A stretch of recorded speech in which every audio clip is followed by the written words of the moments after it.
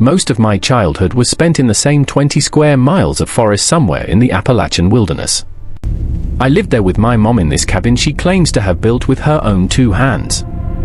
I believed her for a while, though now I'm fairly certain she just found an abandoned cabin and fixed it up as best she could.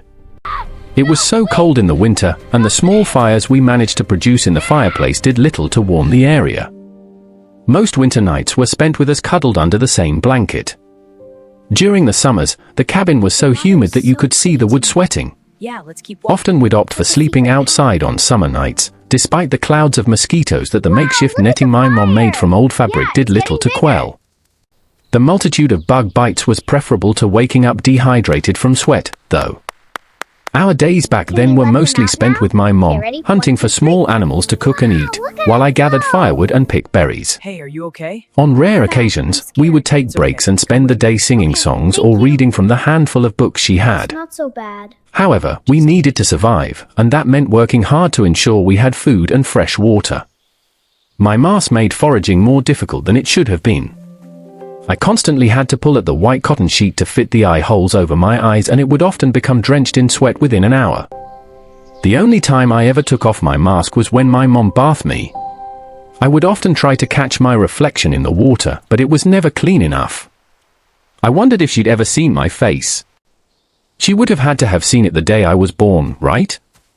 I learned early on not to ask my mom questions that involved the masks or my face. The only answer I ever received was that if I took off my mask in front of someone, something bad would happen. If I pushed any further, she would say, "I'm your mother, and you should trust that I know what's best." I know. And I did. I'll stay right here. For a long time. My mother was my whole world, and I loved her as much as a boy could.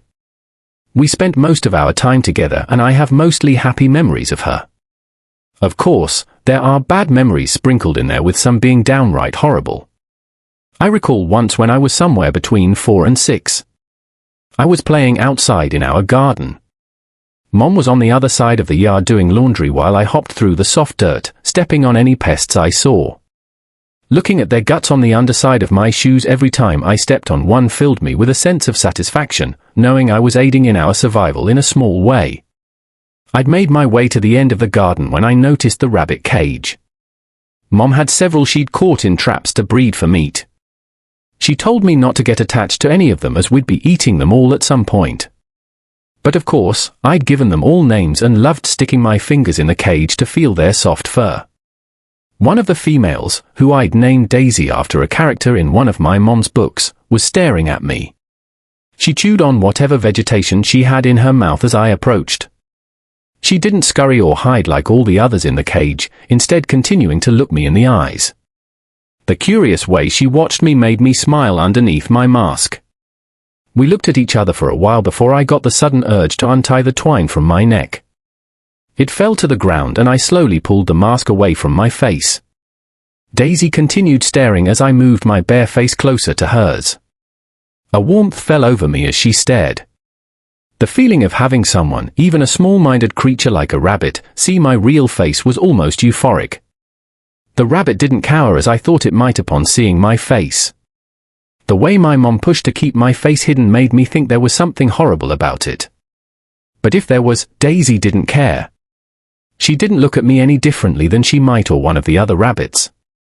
It made me smile brighter than I ever had. Nesta called my mom from around the corner. I struggled to grab my mask from the ground and throw it back on my face, but it was too late. Mom grabbed me by the shoulder while staring at the sky and smacked the back of my head hard enough to make my vision blur. "Put your mask back on. Right now," she cried. I did as she asked, and she pulled me away from the scene, leaving Daisy still staring in the spot where I'd been standing. We had Daisy for dinner that night. Mom didn't have to tell me, as I'd seen her take Daisy from the cage by my bedroom window.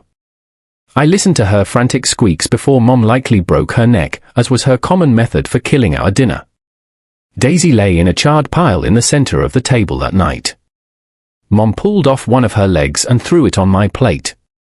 "Eat," she said. Tears soaked the inside of my mask as I pulled down the mouth hole a bit so it sat as close to my mouth as I could get it.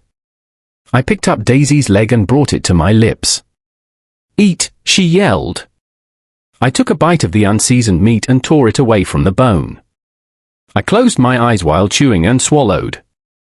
Mom nodded and began eating some breast meat, satisfied. "Do you realize what could have happened if I accidentally saw you without your mask?" she asked. "No, you won't tell me." I returned defiantly. Mom paused as if trying to gather her thoughts. She sighed, then gave her a constant answer of something bad. I felt my mask, poking at the small holes that had begun to form along the neck. I'd have a new one the first time I met another person. Like the last mask, this one was made from cloth, but it was a bit thicker, as if it were made from a thick jacket. Despite this, it breathed better, making the summer trips collecting berries a bit more bearable. I was 8 or 9 years old during one of these trips, and several yards from us, I spotted a bush covered in red berries. We avoided the green berries, and most of what we ate was dark purple and bitter. However, the red ones had a sweet, tangy flavor that I still crave sometimes. I rushed over to them, carrying my basket and tow. I hadn't gotten used to my long arms and legs from my growth spurt earlier that year, so I awkwardly flopped around before reaching the bush. As I approached, it moved a little, like something was inside. I moved closer, assuming it was a squirrel or some other small critter I could easily fight off. A mop of blonde hair poked out from the side of the bush. I rounded it to see the back of a kid. They turned as soon as I approached, and I was met with a blue-eyed, skinny, blonde girl. She was around my age. Her hair fell past her shoulders, and it was full of leaves. The dark stains on her clothes and scratches across her bare legs told me she'd been in the woods for a while. "Hi," the girl said with a bright smile. I backed away a bit. "Why are you wearing a mask?" "Are you a superhero?" she asked with a mocking laugh. "Superhero?" I asked. "Yeah," she returned before reaching into her back pocket and pulling out a rolled comic book. She handed it to me and I saw Spider-Man written on the front. It was the first time I'd ever seen anyone else in a mask, though his was a lot cooler than mine. "You should wear one like him instead," the girl said. The sound of leaves crunching sounded behind me and I saw my mom approach with her bow and arrow. Her eyes widened when she noticed the girl. "Hello," the girl said. I watched my mom's hand shake as she held the bow and arrow tightly against her side. Another sound came from behind the girl, and Mom quickly lifted the weapon. He was a man with a large brown beard. He spotted my mom instantly and threw his hands up in submission while slowly moving in front of the girl. "Who are you?" Mama asked. "Oh, hello," he said. "I'm Monty. This is my daughter Jamie. We're camping nearby." "Sorry, I didn't know we were on somebody's property." Mom refused to lower the bow and arrow. "You need to leave." "Is this your property?" the man asked. Mom bit her lip and her arms started to shake. "Yes," she said. "Would the parks office confirm that if I called?" he asked. Mom lowered the bow a little. "Jamie, why don't you go find some firewood?" he said. "But, Dad, go." Jamie pursed her lips and glanced at me before stomping away. "Look, if you're this deep in the woods, I assume you're hiding from something just like we are," he said to my mom before looking at me and raising his eyebrow.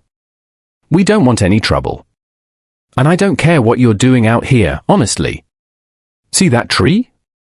Mom said, pointing to the tallest one in the area. "Don't cross it again.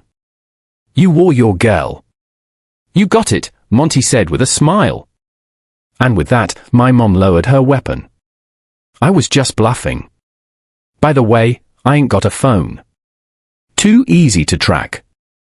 Mom grabbed me by the arm and pulled as we started walking back home. "If you ever want to trade some of your kills, let me know," he said. "We've got plenty of rice and beans." Mom ignored him. "We're in the RV down the trail about 2 miles, he called.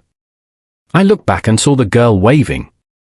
I didn't stop looking until they disappeared in the distance. I helped Mom gut the rabbit she'd caught for dinner, holding the bag for the innards as she ripped them out of the small creature. She hadn't said much since we met the father and daughter in the woods, and I couldn't tell if she was concerned or mad. I knew I should avoid bringing it up, but couldn't help myself. I thought you said there was no one else in these woods, I said as she placed a handful of viscera into the bag. There weren't, she said.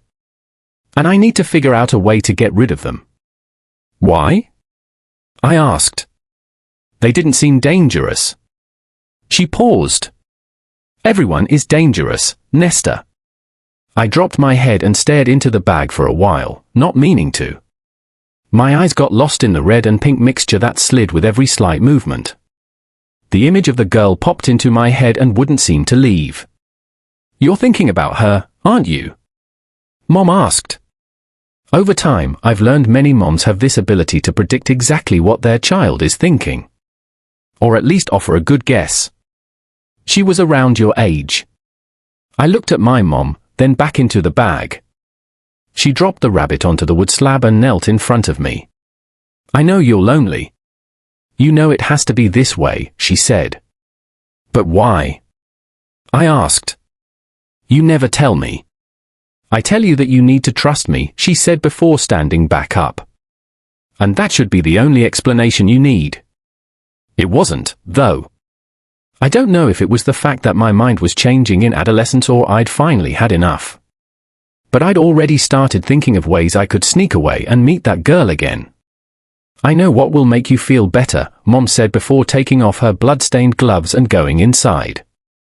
She came back out a few minutes later, holding something behind her back. She stopped in front of me and my hand started to shake with excitement. I'd never gotten a gift before and never expected one. The feeling of excitement was something I hadn't had much experience with. She paused for a few moments more as I felt I was about to burst. She finally revealed what looked like a light brown mass, the color of a dying tree. She smiled as she handed it to me. It felt smooth, almost sticky. I pulled the edges apart to see that it was a new mask, but it was nothing like the ones I'd had before. This one had actual facial features, a mouth with lips, a nose like my mom's, and eyebrows. I made it with rabbit skins, she said. I thought you'd like having one that looks like an actual face. I stared at it, trying to appear grateful, but struggling to understand how I actually felt. Well, try it on, she said. I did as she asked, pulling the thin leather across my head and to my neck. It fit tightly against my head. The eye holes were perfectly situated, so I wouldn't have to pull the mask down to see. You probably won't want to wear it in the summer, but I tried to make it more comfortable and durable than your last one. I breathed in the GY smell of the leather and pressed my tongue against the inside of my mouth. Well, what do you think? She asked. Thanks, I said, wishing it looked more like Spider-Man's. Mom was always exhausted after a day of hunting, especially during the summer. It was almost impossible to wake her up. Once she fell asleep, I snuck out of the cabin and into the woods. I followed the path, remembering what Monty said about their RV being 2 miles down the trail. As I walked in the darkness, I wondered why I was trying so hard to see this girl again. I'd been fine living my whole life without anyone besides Mom, though. I'd begun to wonder if that feeling of complacency came from a secluded life. I'd been walking for around half an hour when I heard voices a few yards away. I ducked into the nearby trees and spotted a fire that gave way to a dingy brown RV. Monty sat in a chair beside the fire while Jamie danced around it. I moved closer without meaning to, not realizing I was no longer hidden. Jamie spotted me as she rounded the fire. I watched her say something to him before she came skipping toward me. "Hey, Spider-Man," she said, "I like your new mask." "Thanks," I said. "My name is Nesta." I like Spider-Man better." She said, "Come on." I told my dad I was going for a walk, but I want to show you something. She grabbed my hand and pulled me into the woods.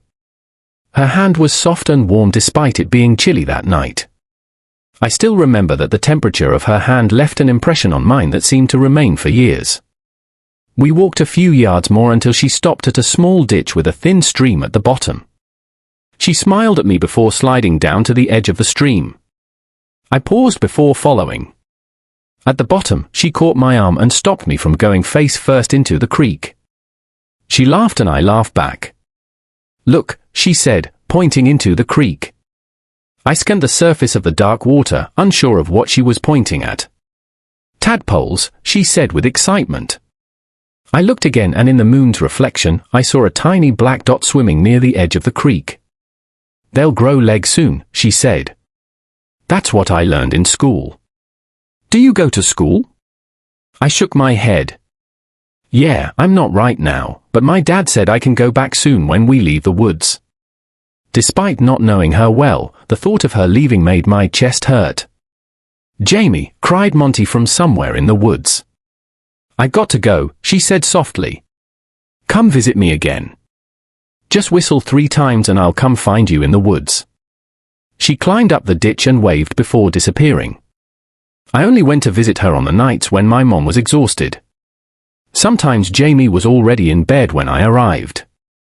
We only saw each other once every couple of weeks, but the time we saw each other made up for all the time away that I wanted to see her. Seeing her was like seeing sunshine after weeks of rain. On these late-night meetings, Jamie told me all about her life out of the woods, the friend she had back in her hometown, the restaurant she missed, the afternoon she spent at the local library reading whichever book had the coolest cover. Have you ever read The Boxcar Children? She asked me one night. I shook my head. My mom had a small collection of books, but most were too long for me to be interested in.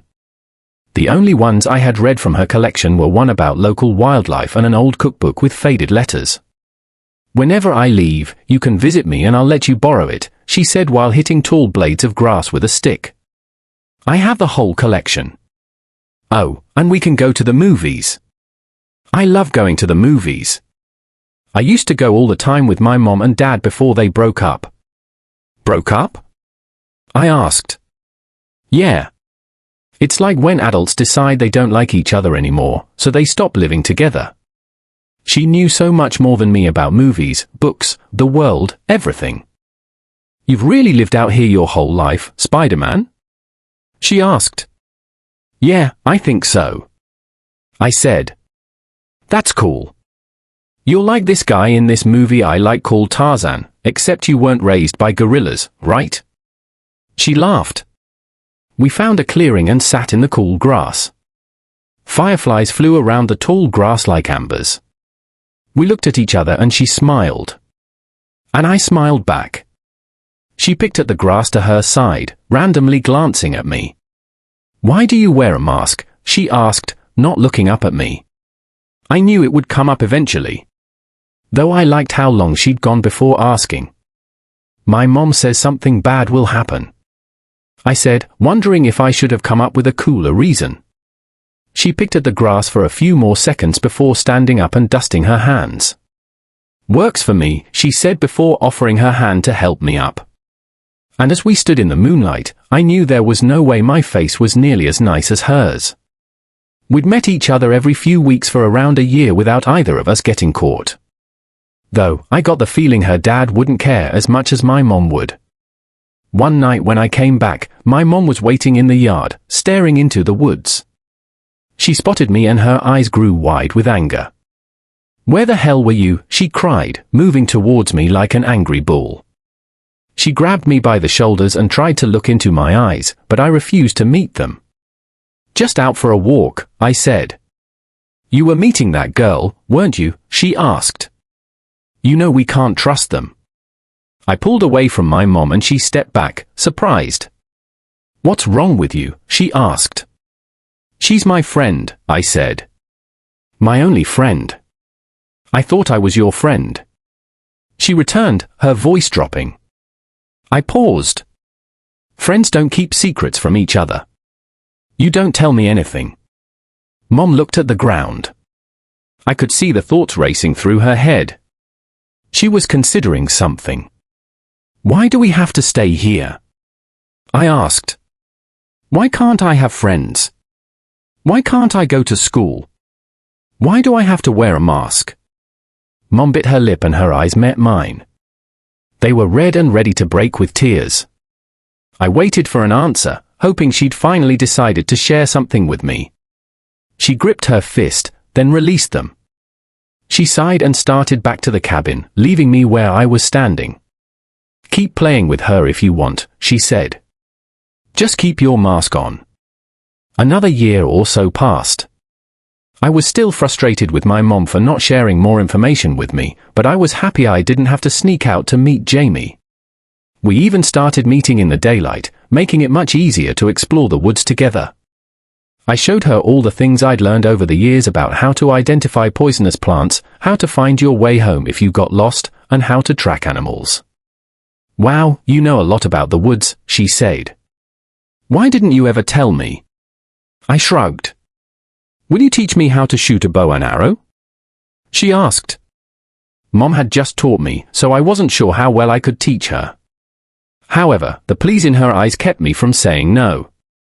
We found a spot near a clearing in the woods where my mom would often hunt for quails. We ducked down behind a log, and I set up the bow and arrow on top of it. A small flock of quail bobbed in and out of the tall grass. I picked a large one closer to us than the rest and aimed the arrow just as Mom had taught me. The quail bobbed again, and I took a deep breath before letting the arrow go. The flock flew into the air, leaving the arrow on the ground, pointed towards the sky. We walked to the clearing and found the quail struck through its chest with the arrow. That was amazing, she cried. I want to try. It was the first animal I'd ever killed on my own. And I loved that Jamie was here to see it. It made me realize that I wanted her there for all the big moments in my life. We went back to the log with my quail and hid. An hour or so passed before the flock returned and started picking at seeds and insects on the ground. I handed Jamie the bow and arrow. What do I do? She asked, holding the bow and arrow at her sides. You have to show me, silly. I awkwardly moved toward her and placed my arms around her shoulders. I lifted her arm with the arrow, then the one with the bow. I positioned them in the right spot slowly. Her hair smelled like sweat and dirt, but I liked it. You have to aim and take a breath before shooting, I said. You need to make sure you're completely relaxing. And taking a breath helps. Okay, she said. How far do I pull the string back? I gulped before putting my hand over hers. She breathed quickly, as if I scared her, but quickly settled into my arms. I cut my hand around hers and pulled the string back. She looked at me and smiled. I think I got it, she said. I moved away as I noticed my heart beating faster than it ever had. She aimed the arrow and took a breath. She let it go and the flock flew away. We both watched the arrow for a moment and saw it move. We ran to it and saw the quail shot in the side. I pulled the arrow out and the tiny bird struggled to move away from us. Oh no, she said. I could see her starting to cry. It's okay, I said, picking up the quail and holding it between us. Do you think we can help? Before she could finish her thought, I twisted the bird's neck and it went limp. I held it to her and she stared at me wide-eyed. I cocked my head at her, but she looked away. It's okay. You can keep it, she said. We spent the rest of that day at a clearing close to her campsite. She poked at rocks with her pocket knife and stared at the forest, not saying anything. I was about to ask her what was wrong when she dropped her head and began sobbing. What's wrong? I asked. She looked back up then to me. I want to go home. I dropped my head. I know my dad is hiding me from my mom. She said he picked me up from school one day and told me we're going on a fun trip and that we'd go home soon. I believed him for a long time, but I'm not a stupid kid anymore. I miss my mom. I miss my old friends. I know she didn't mean to make me feel bad, but hearing all this hurt. I thought she was happy out here with me, that all we needed was each other. I want to leave, she said. And I want you to go with me. I sat back. What? I can't leave. She pursed her lips and set her head on her knees. Why do you wear that mask? I have to. Because your mom says. I paused, then nodded. Your mom's lying just like my dad is. I bet you $1 million.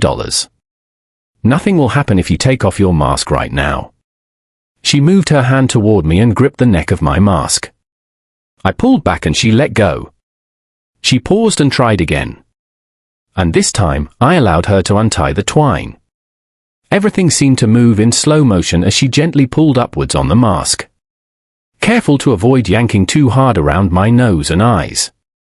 Everything went black as the last bit of mask traveled up my face. But then Jamie's smiling face greeted me with the sun behind it. We stared at each other for several moments. "See nothing," she said. "And you don't have any hideous scars or anything?" "Really?" I asked.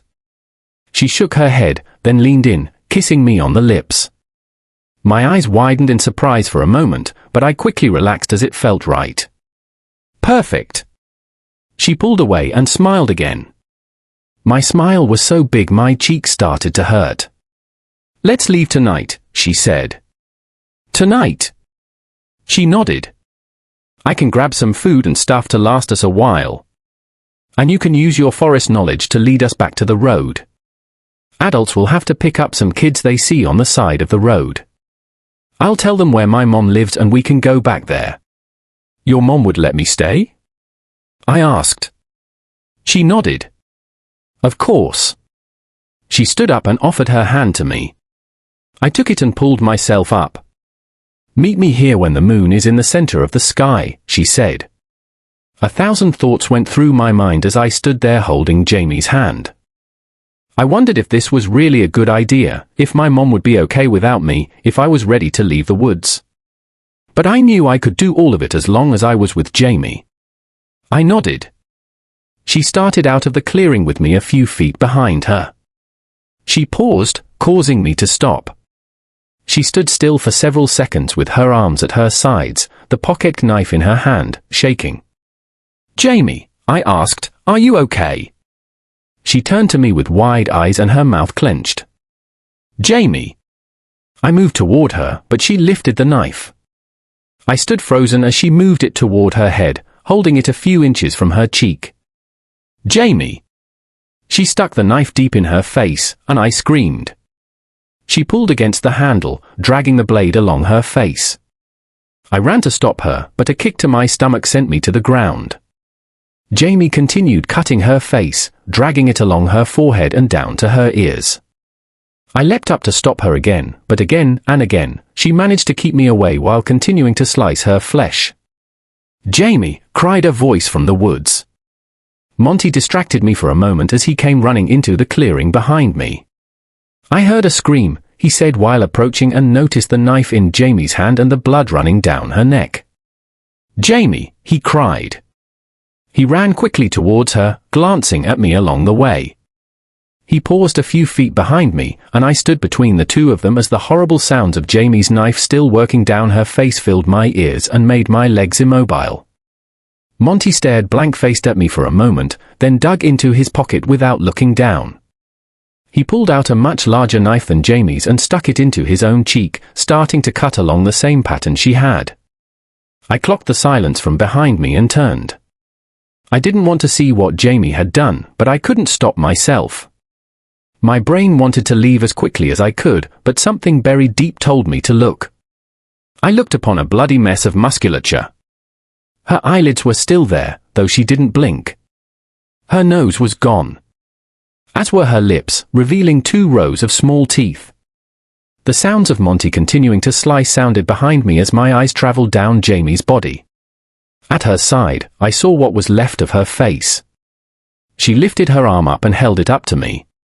It looked like I wanted to scream but couldn't. Instead, I ran.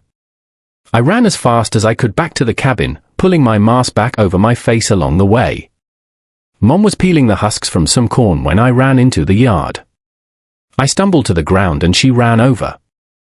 The inside of my mask was soaked with tears and I was having trouble breathing in it. "Nesta, what's wrong?" she asked, kneeling in front of me. Her fingers drifted to the untied twine at the bottom of my neck. "Oh no," she said. Did she see your face?"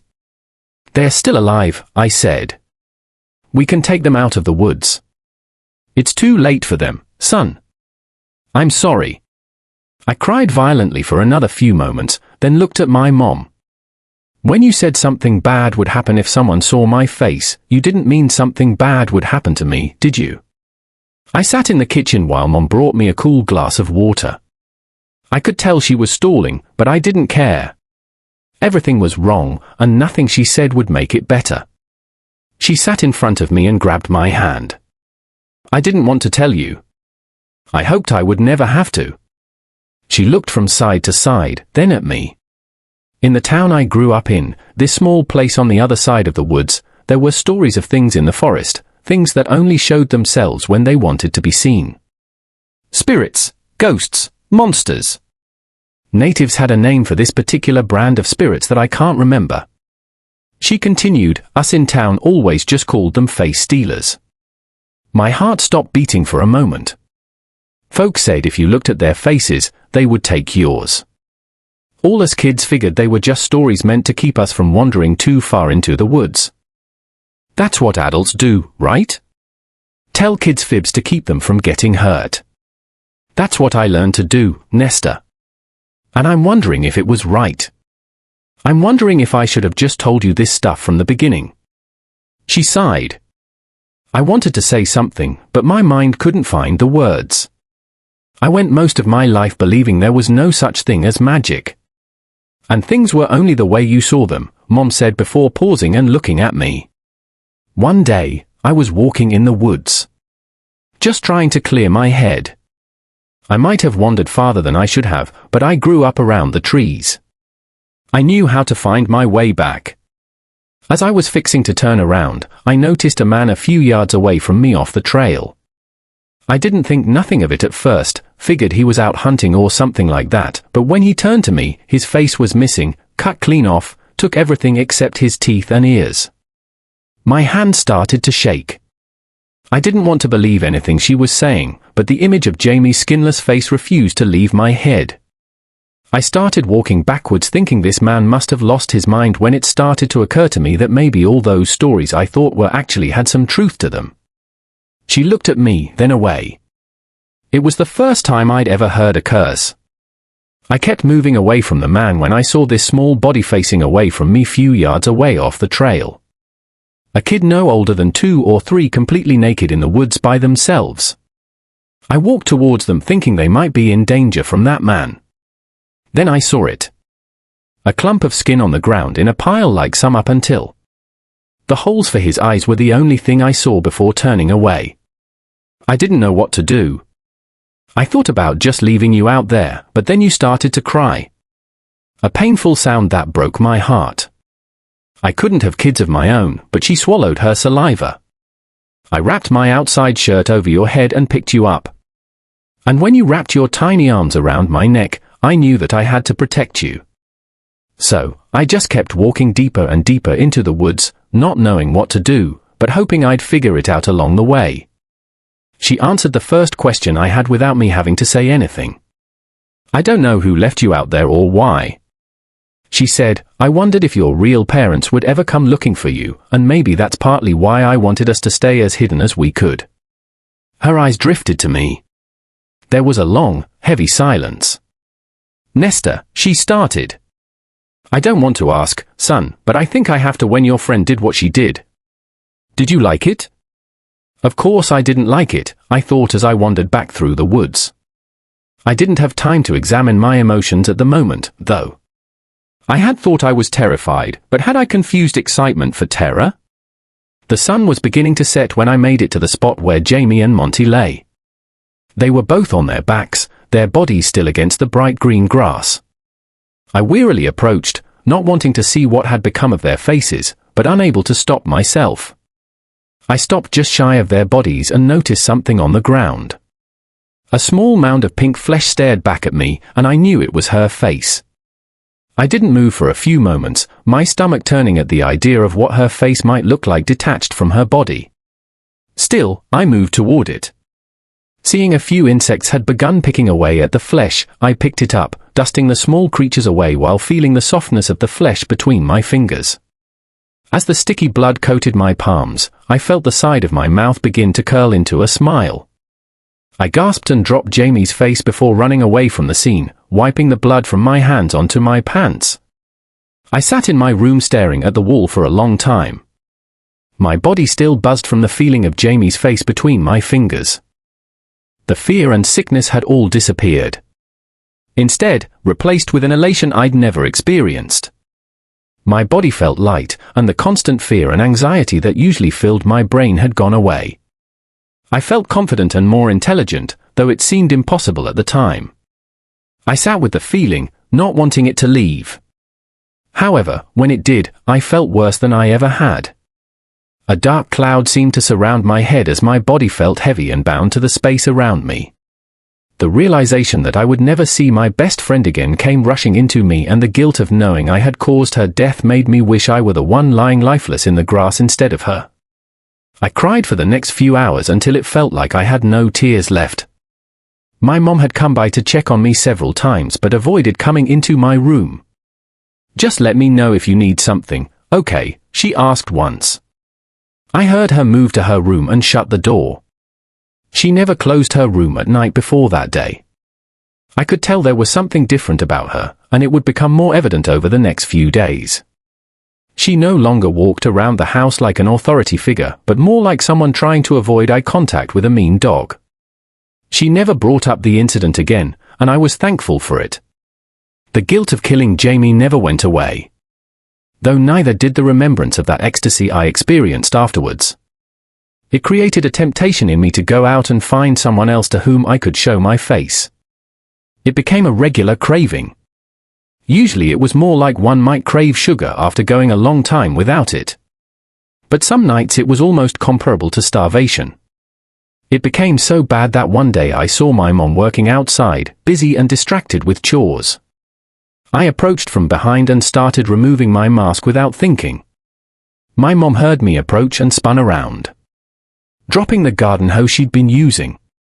The look of fear in her face. The woman who'd ensured my survival, who'd loved me despite knowing I was a monster. Seeing her that terrified of me, it almost hurt worse than Jamie. Mom slept with a chair against her door that night and for most nights after. While she was sleeping one night, I snuck into her craft room, spotting a large needle she used on leather. I grabbed it, taking a thick roll of twine as well. Jamie's face flashed in my mind. First, her face the first time I'd met her, followed by the last time. I knew it was horrible, but my emotions and my brain weren't matching. And at the time, I felt like my brain was right. If the cravings weren't going to stop, then I needed to prevent my mask from ever coming off again.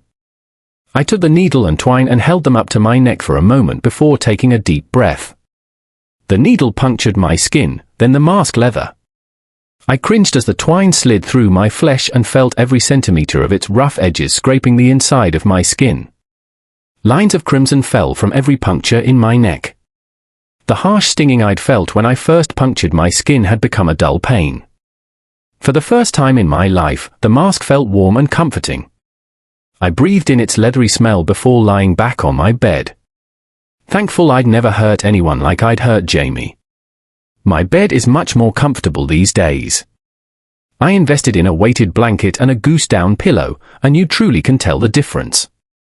In a month, it'll be 10 years since I left the woods. Mom died a year prior. And being out there by myself. Well, it was lonelier than I can describe.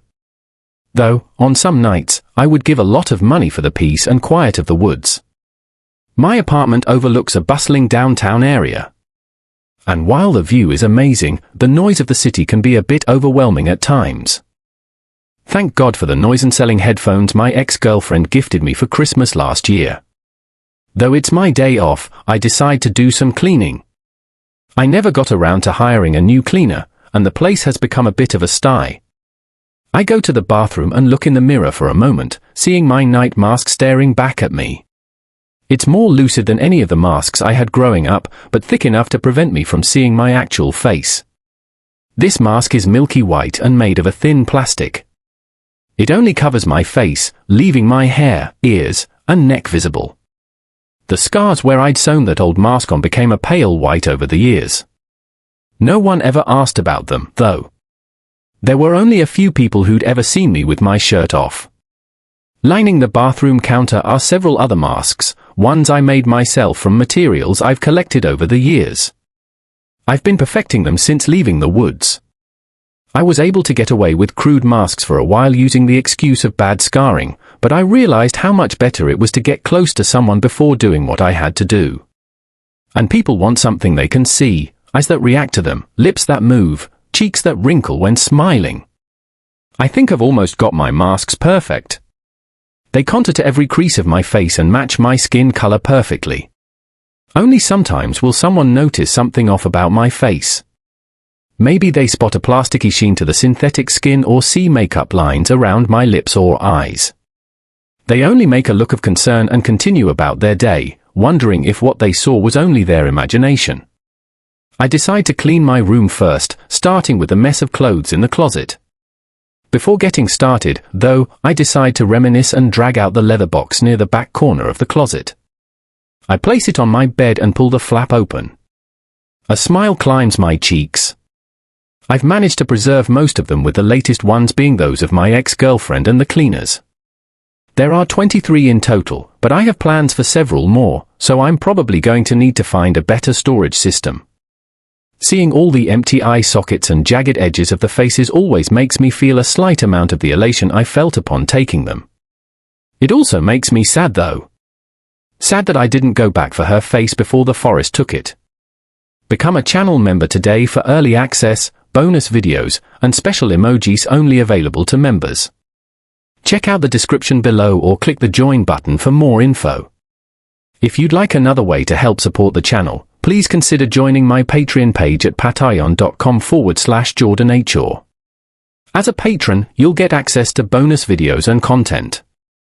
You'll be credited at the end of every video going forward. And if you decide to stay for 3 months, I'll name a character after you, which will be featured in a Hollow's End story. Links to join the Patreon are in the description.